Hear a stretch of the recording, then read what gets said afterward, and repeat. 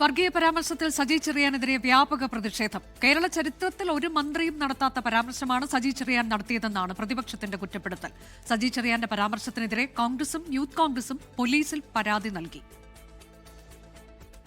AK ബാലന്റെ ജമാഅത്തെ ഇസ്ലാമി വിവാദ പരാമർശത്തിലെ ചർച്ചകൾ കെട്ടടങ്ങും മുന്നേ മന്ത്രി സജി ചെറിയാൻ നടത്തിയ പ്രസ്താവന CPM നേതൃത്വത്തിന്റെ അറിവോടെയെന്നാണ് പ്രതിപക്ഷത്തിന്റെ ആരോപണം.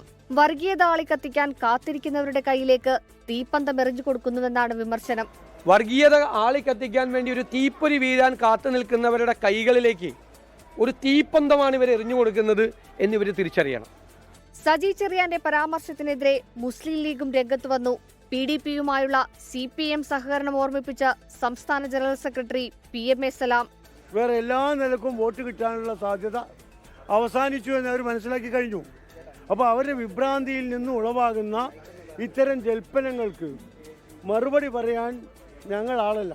സജി ചെറിയാന്റെ പ്രസ്താവന RSS വോട്ട് നേടാനുള്ള ചെങ്ങന്നൂർ ഡീലോ, സംസ്ഥാനതല ഡീലോ എന്നാണ് യൂത്ത് കോൺഗ്രസിന്റെ ചോദ്യം.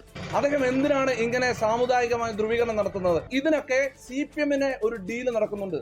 CPM RSS ഡീലുണ്ട്. പരാമർശത്തിനെതിരെ കോൺഗ്രസ് വക്താവ് VR അനൂപ് ചെങ്ങന്നൂർ പോലീസിൽ പരാതി നൽകി. News desk 24. ലോകത്തെവിടെയായാലും ഏത് സമയത്തും 24 വാർത്തകളും ഓഗ്മെന്റഡ് റിയാലിറ്റി പാക്കേജുകളും എക്സ്പ്ലെയിനറുകളും വിശദമായി കാണാൻ ഞങ്ങളുടെ YouTube ചാനൽ നിങ്ങൾക്ക് സബ്സ്ക്രൈബ് ചെയ്യാം.